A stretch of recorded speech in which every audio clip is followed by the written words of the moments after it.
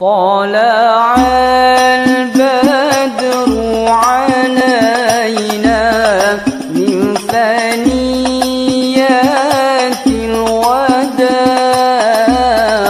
وجب الشكر علينا ما دعا لله داع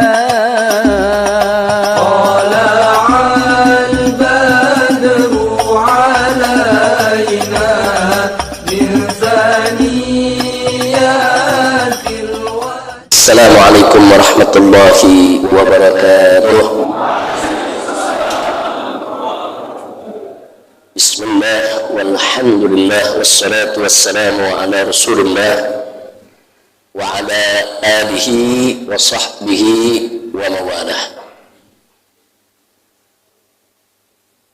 فضيلة الحبائب والعلماء والمشايخ والأساتذة الأعزاء الأحباء رحمكم الله، تصرفنا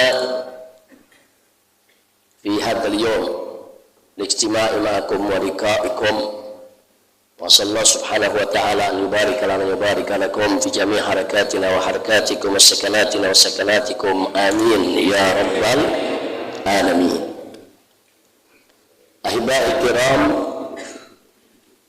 pada kesempatan hari yang berbahagia ini, satu kehormatan dan satu kemuliaan serta satu kebahagiaan bagi saya dan keluarga bisa hadir di dalam acara penutupan pesantren Kilat Ramadan yang diadakan di Pondok Pesantren Salafiyah Al-Futuhiyah yang sangat kita cintai ini, di bawah bimbingan guru kita yang mulia, guru kita yang kita cintai, Al-Muhtaram Al-Mukarram, Syekhuna Buya Kiai Haji Ahmad Qurtubi Jailani hafizahullah ta'ala wara'ah di hayatih fi dunya wal akhirah, amin ya rabbal alamin. Tentu kita tidak lakukan bahwa salat yang digelar di pondok-pondok pesantren di bawah asuhan para kiai kita sangat-sangat bermanfaat bagi para kiai, bermanfaat bagi para asatidz, dan sangat bermanfaat bagi para santri, apalagi diadakan di bulan yang mulia, bulan yang penuh barakah, yaitu bulan Ramadan. Mudah-mudahan apa yang sudah dikaji dalam sanlat pada tahun ini, yaitu dari tafsir Jalalainnya, tafsir As-Sawinya, begitu juga Jauhar Matnunnya, kemudian Alfiyah Ibn Maliknya dan lain sebagainya, mudah-mudahan bukan hanya sekedar bisa kita pahami, tapi juga bisa kita amalkan dalam kegiatan perjuangan dakwah kita semua, amin ya rabbal alamin. Dan sekaligus juga pada hari ini bukan hanya sekedar penutupan salat yang penuh berkah ini, tapi juga sekaligus tasyakuran. Alhamdulillah, Buya Qurtubi Jailani bersama keluarga dikaruniakan oleh Allah Subhanahu wa taala, dianugerahkan berbagai macam kemudahan sehingga sekarang ada Al-Baitul Jadid, rumah yang baru yang ditempati oleh beliau dengan keluarga. Mudah-mudahan rumah itu menjadi baitan ma'muran, shalihan tayyiban mubarakan, amin ya rabbal alamin. Dan tidak kalah pentingnya juga bahwa hari ini sekaligus juga tasyakuran yang insya Allah guru kita Buya Kiai Haji Ahmad Qurtubi Jailani ini bersama istri dan juga bersama putrinya serta putranya akan menunaikan ibadah haji.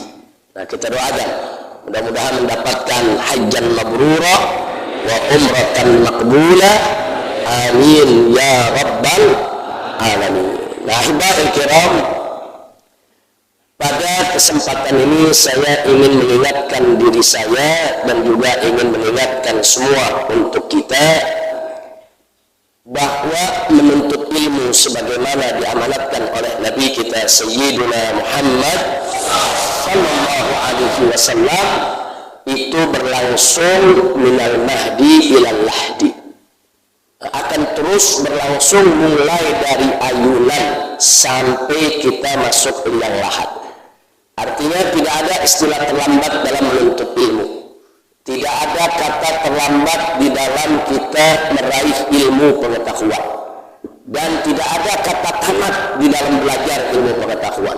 Sebanyak apapun ilmu kita, sehebat apapun pengetahuan kita, tetap di atas langit ada langit. Artinya kita akan selalu kurang. Makanya Sayyidina Ali bin Abi Thalib radhiyallahu taala anhu pernah mengingatkan para tabi'in, semakin beliau mengarungi ilmu pengetahuan, semakin beliau menuntut ilmu pengetahuan, semakin beliau menyadari ternyata beliau banyak kekurangan dalam ilmu itu sendiri.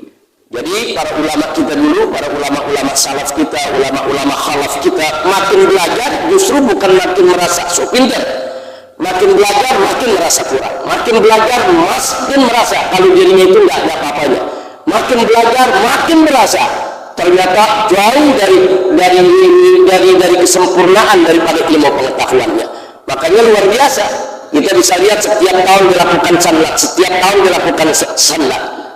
Justru setiap tahun itu juga ilmu kita terus bertambah, terus bertambah, terus bertambah, tidak akan pernah ada hentinya. Alhamdulillahirabbil alamin. Hanya saja memang ada keluhan dari sejumlah santri di zaman sekarang ini. Mereka sulit untuk menghafal, mereka sulit untuk memahami pelajaran, mereka sulit untuk menerima pemahaman pelajaran dari guru-gurunya. Nah, apa sebetulnya yang menjadi penyebab itu semua? Maka mari kita lakukan komparasi kondisi, yaitu muqaranatul ahwal, yaitu kita melakukan komparasi perbandingan situasi kondisi di zaman salaf, khalaf dengan di zaman kita sekarang ini, ya ikhwan.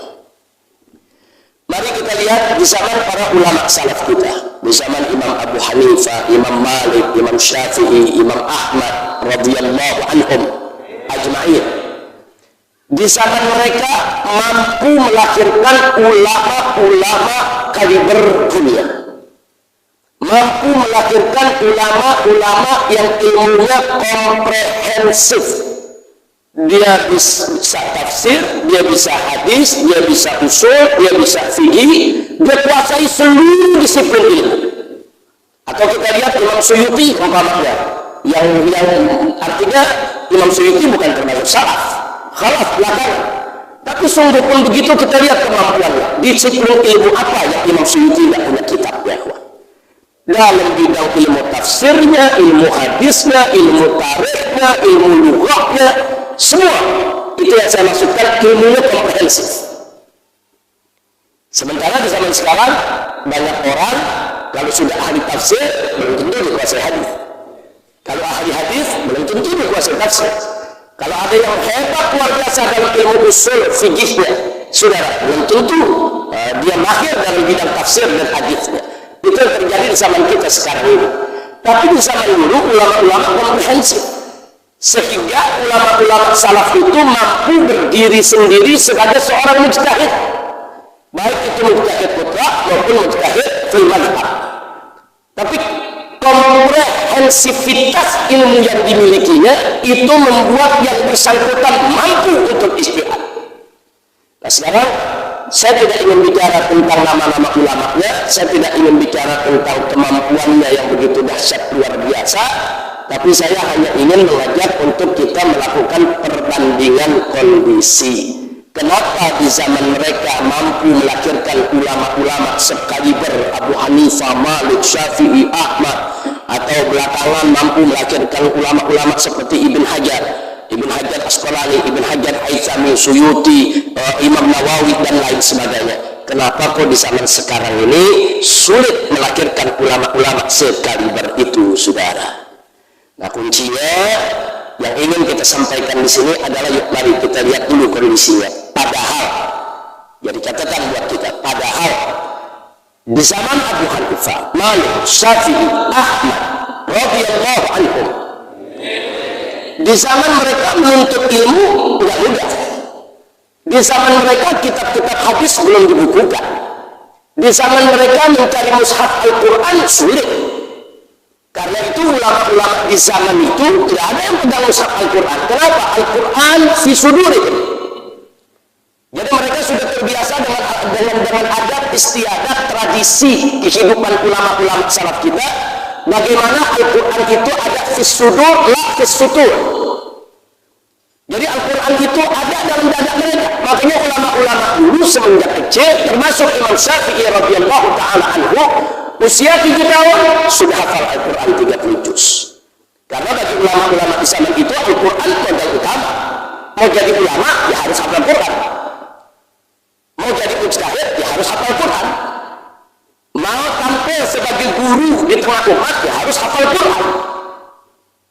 Nah, maka itu di zaman itu ulama hafal Quran sesuatu hal yang biasa. Makanya dulu ulama hafal Quran tidak dikasih julukan Al-Hafidh. Kalau zaman sekarang dikasih julukan Al-Hafidh. Dulu ulama salaf dikasih julukan Al-Hafidh kalau hafal ribuan hadis. Hafal ribuan hadis lengkap dengan matan dan sanadnya baru disebut Al-Hafidh. Al-Hafidh Ibn Hajar Al-Asqalani, Syekhul Muhadditsin. Nah, jadi kalau hafal Quran dulu nggak ada julukan Al-Hafiz. Kenapa? Karena hafal Quran bagi ulama biasa, adi. Memang itu syarat mutlak untuk menjadi ulama di zaman itu ya ikhwah. Nah, kemudian mari kita lihat untuk belajar hadis ulama-ulama dulu ya ikhwah harus melakukan perjalanan ribuan kilometer datang dari satu negeri ke negeri lain, satu negeri ke negeri lain. Mereka catat itu satu persatu, mereka dapatkan hadis dari ulama-ulama mereka catat sanadnya dan seterusnya. Sulit saat itu. Jadi mendapatkan ilmu nggak gampang. Tapi luar biasa, dalam kondisi yang fasilitas belajar mengajar begitu memprihatinkan, menuntut ilmu begitu sulit, tapi dahsyatnya mampu melahirkan ulama-ulama yang luar biasa ilmunya. Nah, sementara kita di zaman sekarang ini untuk mencari ilmu, mencari rujukan, masadir, marajih gampang. Kita pegang HP, cari ayat Quran sebentar gitu. Kita tidak hafal Quran, tapi kalau kita mau cari ayat Quran sebentar, tinggal tulis sedikit langsung keluar itu ayat. Bahkan tinggal tulis sedikit mau pakai tafsir apa ada di sini lengkap. Tafsir Ibnu Katsirnya ada, tafsir Tabarinya ada, tafsir semua tafsir ada. Cuma di alat ini bisa ada ratusan kitab tafsir. Tinggal tulis ayatnya, tinggal tafsirnya keluar. Begitu Allah kasih kemudahan di zaman ini untuk mempelajari tafsir.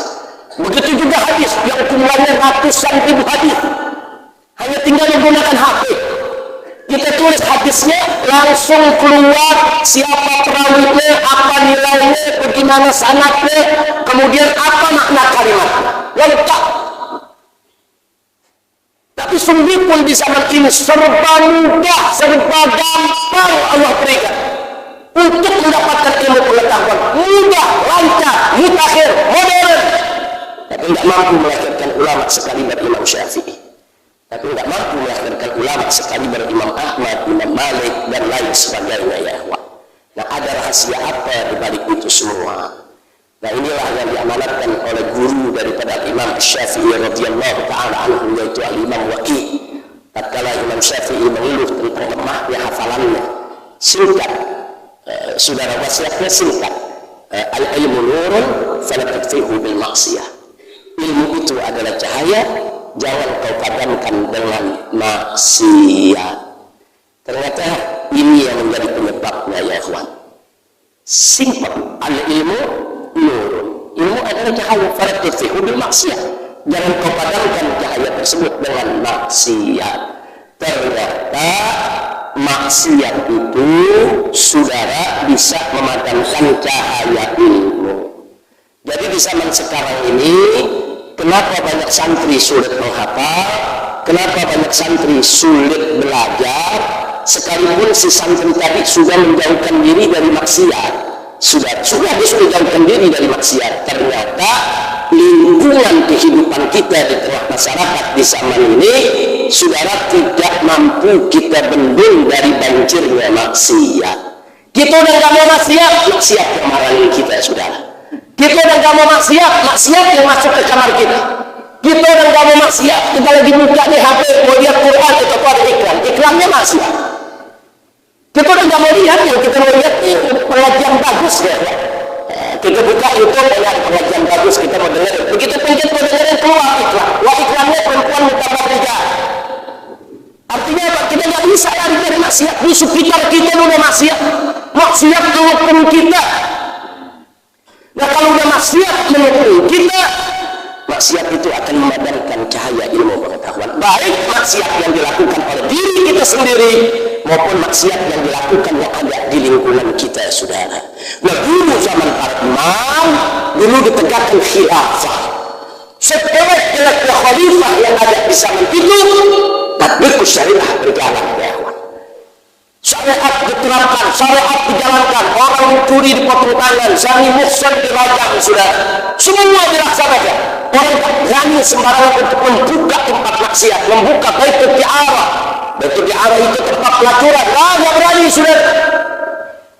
Bukan gak ada maksiat, ada, tapi semua tersembunyi, semua di bawah tanah. Kenapa? Karena ada khilafah tidak.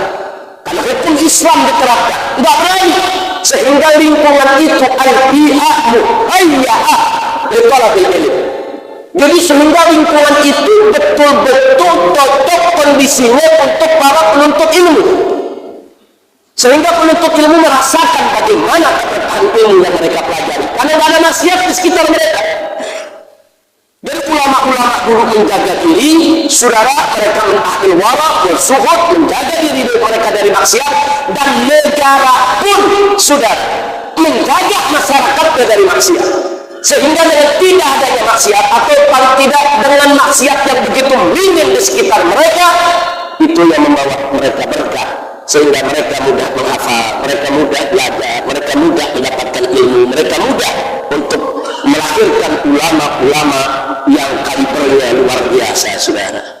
Berbeda dengan zaman sekarang ini, maksiat menghukum kita. Pemerintahnya tidak menegakkan hukum Islam, saudara. Kita bicara hukum Islam dibilang radikal ekstremis, kita mau terapkan hukum Islam disebut teroris, saudara. Kita bicara jihad sedikit langsung difitnah, hendak melakukan makar dan lain sebagainya. Jadi pihaknya muhayyah. Situasi di sekitar kita saat ini memang enggak dibentuk untuk apa? Untuk menciptakan suasana yang bersih dari kemungkaran dan kemaksiatan. Kemungkaran merajalela, kemaksiatan ada di mana-mana. Nah, kalau sudah sedemikian rupa, walaupun kita yang berusaha untuk menjauhi diri dari maksiat, tapi banyaknya maksiat di sekitar kita, auranya itu merusak daripada aura ketaatan. Nah, masyarakat satu wilayah kalau mereka semua taat kepada Allah itu ada aura, saudara. Ada aura yang mengundang keberkahan dari Allah untuk masyarakat tersebut. Allah Subhanahu wa ta'ala qala, "Law anna ahlal qura amanu wa taqaw la fatahna 'alaihim barakatin minas sama'i wal ardh." Jangan lupa, itu janji Allah. Innallaha la yukhliful mi'ad. Dan Allah tidak pernah serta tidak akan pernah mustahil Allah itu melanggar daripada janjinya. Law anna ahlal qura, kalau penduduk satu negeri, satu perkampungan amanu wa taqaw, mereka beriman bertakwa kepada Allah. Allah yang katakan la fatahna 'alaikum barakat. Niscaya akan kami buka atas penduduk negeri tersebut, penduduk daripada perkampungan tersebut, barakah, aneka keberkahan. Minas sama'i wal ardh, baik yang Allah turunkan dari langit maupun yang Allah keluarkan itu keberkahan dari bumi, ya ikhwan. Jadi betul taat itu ada aura. Nah, aura ketaatan ini mesti kita jaga, ya ikhwan. Jaga dengan kerjasama antara ulama dan umara, saudara. Tapi yang terjadi negeri kita kan lain, ulamanya teriak, saudara, minuman keras haram. Pemerintah izinin Yusuf bangun pabrik minuman keras. Bagaimana ceritanya? Ulama-ulama berteriak di atas mimbar, ngajar di masjid-masjid, ngajar di pesantren-pesantren, judi haram. Tapi ternyata aparatnya justru yang membiarkan tempat-tempat perjudian itu merajalela di kita punya negeri, saudara. Nah, jadi kalau udah ulama dan umarok sudah tidak sejalan seperti ini, saudara, sulit kita untuk mempertahankan aura keberkahan dari ketaatan yang dianugerahkan oleh Allah Subhanahu wa ta'ala. Nah, jadi saya pikir terjawab sudah. Kalau ada santri yang bertanya kenapa susah ngapal, ya introspeksi diri. Mungkin selama ini kita suka maksiat, mungkin selama ini kita pernah berbuat kemungkaran, atau kalaupun kita bersih, kita tidak maksiat, kita tidak munkar, mungkin lingkungan kita penuh dengan kemungkaran dan kemaksiatan. Semua itu ada taksir, semua itu ada pengaruh, yaitu terhadap bagaimana seorang santri itu bisa menghafal dengan mudah atau tidak, ya ikhwan. Nah, jadi sekali lagi, kalau pertanyaannya mungkinkah di zaman sekarang ini bisa melahirkan ulama sekaliber Imam Abu Hanifah, Syafi'i, Malik, saudara Ahmad secara akhlak? Mungkin. Bisa saja, saudara. Dengan izin Allah Subhanahu wa Ta'ala di zaman ini tidak menutup kemungkinan dari antum-antum para santri, para kiai ke depan akan tampil sebagai ulama-ulama yang mumpuni, saudara. Secara akhlak bisa terjadi, saudara. Walaupun memang, saudara, secara syar'an yang kita lihat saat ini memang makin kemari zaman bukan makin baik. Nabi sendiri mengatakan khairul qurun qarni hadza tsumma allazi yali tsumma allazi yali. Abad yang terbaik adalah abadku, kemudian abad yang berikutnya, abad yang berikutnya. Artinya ini isyarat dengan Nabi sallallahu alaihi wasallam bahwa zaman itu makin ke sana itu makin berkurang keberkahannya, makin ke sana dia akan semakin rusak, saudara. Sehingga tantangan kita di zaman ini tentu akan menjadi lebih berat lagi. Tapi sungguh pun begitu, insya Allah Allah memberikan kepada kita semua kekuatan, Allah Subhanahu wa Ta'ala memberikan kepada kita ketahanan, Allah memberikan kepada kita keberkahan ilmu. Mudah-mudahan dari sanlat futuhiyah ini akan lahir al-ulama'ul amilin, ulama-ulama yang mengamalkan ilmunya, melahirkan al-awliya'us salihin, wali-wali yang saleh dan dekat kepada Allah Subhanahu wa Ta'ala. Bahkan akan mampu untuk melahirkan syuhada'ul mujahidin, mujahid yang siap mati syahid di jalan Allah Subhanahu wa Ta'ala. Dan mudah-mudahan pesantren Al-Futuhiyah ini Allah jadikan ma'hadan ma'muran, munawwaran, salihan, tayyiban, nafi'an lil ummatil islamiyah. Wallahu Subhanahu wa Ta'ala an yaj'al hadzal ma'had markazan islamiyan alamiyan ma'muran nafi'an lil ummatil islamiyah ala hadhihi an-niyyah wa li kulli niyyatin salihah. Wa ila hadratin Nabi Mustafa sallallahu alaihi wasallam al-Fatihah.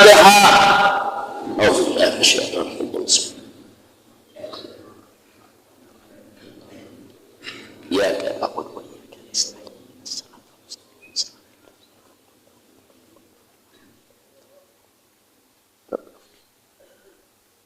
Taqabbalallahu minna wa minkum wa taqabbal ya karim.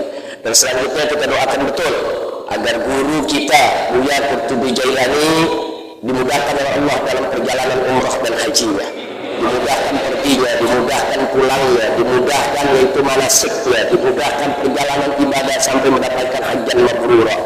Al-Fatihah ala Allah Subhanahu wa Ta'ala yuwaffiq li ustadina al-hajj الشيخ أحمد قرطبي جيلاني وأهل بيته المسافرين لأداء الحج والعمرة.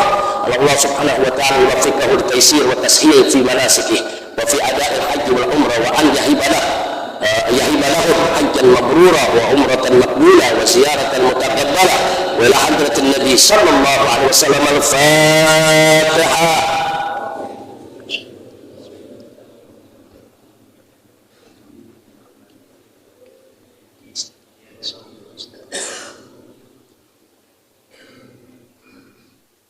Taqabbalallahu minna wa minkum wa taqabbal ya karim. Baiklah ya ikhwan, saya tidak mau berpanjang lebar. Sebentar lagi kita akan masuk waktu maghrib. Tapi terus terang sekali lagi saya sampaikan, saya senang betul, luar biasa. Sanlat tahun ini yang diadakan di Al-Futuhiyah ini luar biasa, dihadiri oleh 1000 orang lebih yang mengikuti daripada sanlat ini. Mudah-mudahan apa yang akan dapatkan di sini dari mulai awal Ramadan tanggal 1 Ramadan sampai hari ini perjalanan sanlat yang luar biasa, perjalanan sanlat yang penuh berkah. Jadi tolong apa yang sudah antum dapatkan ilmunya dari kita punya guru, jangan sampai disia-siakan, amalkan itu ilmu. Kemudian juga jangan lupa bahwa apa yang diberikan oleh kita punya guru itu merupakan amanat. Nah, sebelum saya akhiri, khususnya kepada santri-santri yang muda, saya ingatkan ada beberapa pesan luar biasa dari Sayyidina Ali ibn Abi Thalib radhiyallahu ta'ala anhu kepada para pemuda. Yang Yang pertama, beliau mengatakan ya ma'syar syabab ya'lamu anna hayat al-fata wallahi bil ilmi wat tuqa wa idza lam yakuna fala i'tibara bi hayatihi. Ini pesan luar biasa. Ya ma'syar syabab, hei segenap anak-anak muda, ya'lamu, ketahuilah oleh kamu sekalian anna hayat al-fata, bahwa sesungguhnya kehidupan seorang pemuda itu adalah bil ilmi wat tuqa, harus diisi dengan ilmu dan takwa. Isi masa muda kita dengan ilmu dan takwa, ilmu dan takwa. Jadi ilmu nggak boleh berdiri sendiri, ilmu dan takwa. Nah, kemudian selanjutnya apa beliau katakan, wa dalam yakuna, saudara, kalau dalam diri seorang pemuda ini nggak memiliki sifat ini, ilmu dan takwa, falak tibara bihayati, nggak ada artinya dia punya kehidupan, nggak ada artinya kepemudaan dia, ya Allah. Jadi kalau masa muda kita ingin berarti, kita menjadi pemuda sejati, maka yuk mari kita isi masa muda kita dengan ilmu dan takwa sampai akhir hayat kita, insya Allah. Terus pesan kedua dari beliau juga, laisal fata man yaqulu kana abi walakin al fata man yaqulu ha ana. Bukan pemuda sejati yang cuma bisa ngomong dulu ayah saya begini, kakek saya begini, tutor saya begini. Dia cuma bisa membanggakan daripada orang-orang asal usulnya, sudah. Tapi dirinya sendiri tidak berbuat baik, dirinya sendiri tidak berkarya, dirinya sendiri tidak berprestasi, bisa ini cuma ngebanggain aja. Sudah asal usulnya, bukan anak muda kata Imam Ali yang begitu. Walakin al-fata, akan tetapi pemuda yang mampu untuk mengatakan ha ana, ini saya. Jadi bukan hanya dengan tafakhur, tafakhur bil ansab, tafakhur bil usul, enggak, saudara, tapi dia mampu menunjukkan bahwa dia seorang pemuda yang berkarya, pemuda yang berprestasi.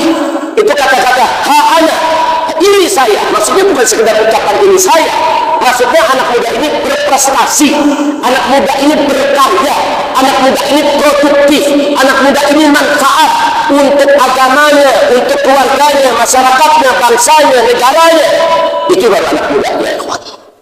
Dan yang terakhir, sebagaimana kita dapatkan dari guru-guru kita, kita semua para murid diingatkan, saudara, bahwa laisa rijal, laisa rajul man yaftakhir bi syai'in, walakin ar-rajul man yaftakhir bihi sayfuhu. Jadi bukan seorang santri sejati, bukan, kalau yang hanya bisa ngebanggain gurunya. Tapi santri sejati adalah yang bisa menjadi kebanggaan gurunya, saudara. Jadi kalau santri ngebanggain guru itu biasa, ya. Semua santri ngebanggain guru. Tapi bagaimana santri menjadi kebanggaan guru?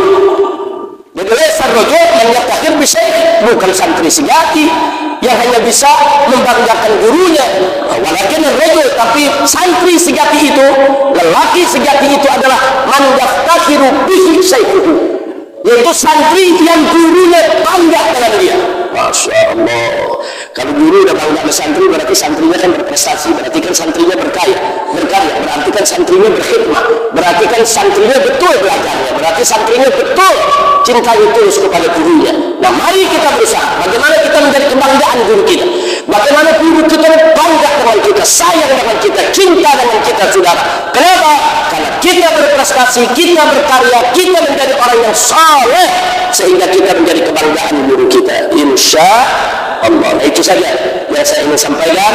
Mohon maaf atas segala kekurangannya dan terima kasih atas segala kepeduliannya. Dan khusus untuk Buya Qurtubi Ahmad Jailani, saya ingin memberikan apresiasi dan ucapan terima kasih secara khusus serta secara istimewa.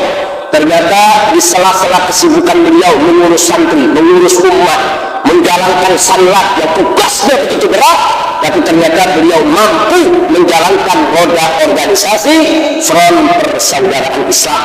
Nah, sehingga saudara begitu ada di tangan beliau, saudara yang FPI lama sudah dibubarkan, tapi FPI yang baru ini, saudara tidak kalah dalam kiprahnya, kiprah kemanusiaannya, kiprah hisbahnya, kiprah amar ma'ruf nahi munkarnya, kiprah daripada perjuangan dakwahnya. Bahkan saat ini sudah ada di berapa provinsi?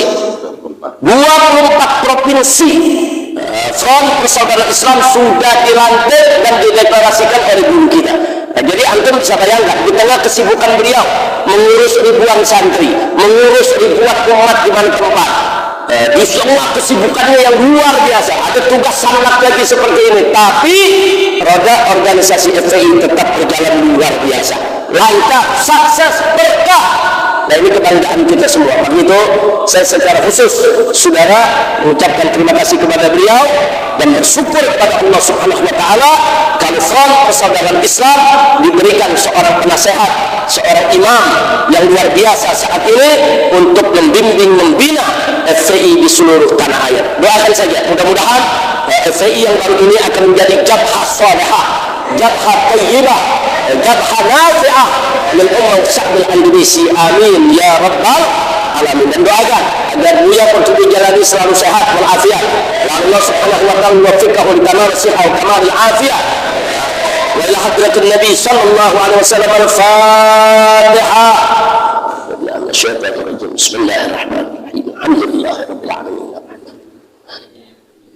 إياك نعبد وإياك نستعين اهدنا الصراط المستقيم صراط الذين أنعمت عليهم غير المغضوب عليهم. تقبل الله منا ومنكم فتقبل يا كريم. Nah, baiklah ibadah, karena Buya Kutubi nanti akan menunaikan ibadah haji, melakukan safar, meninggalkan kita semua setelah lebaran nanti, saudara, di awal-awal Dzulqa'dah.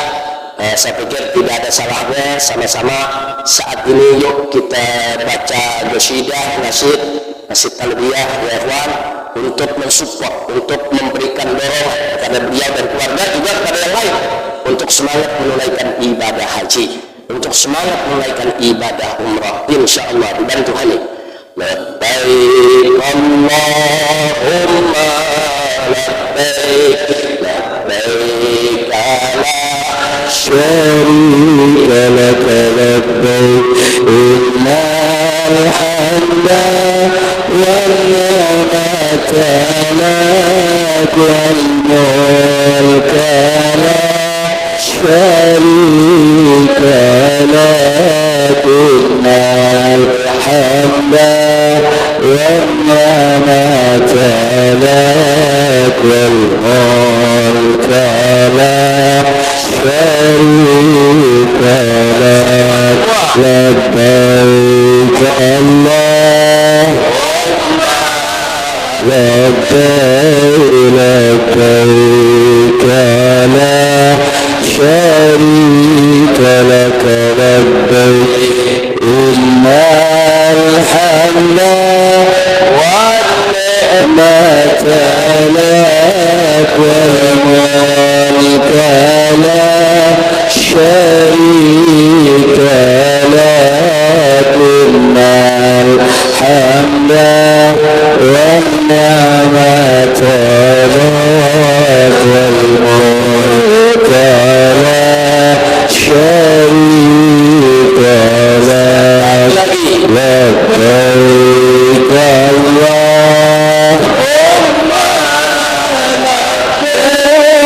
Allahumma labbaik, labbaik la syarika lak labbaik, innal hamda wan ni'mata lak wal mulka la syarika lak, innal hamda wan ni'mata lak wal mulka la syarika lak.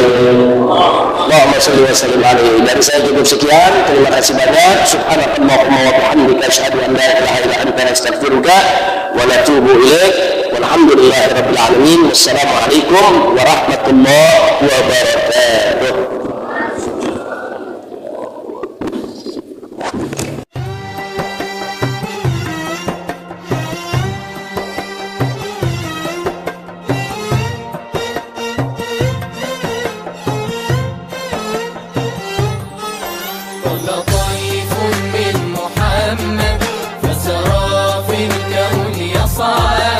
أسعد الطيف فؤادي فغدا شوقا يرى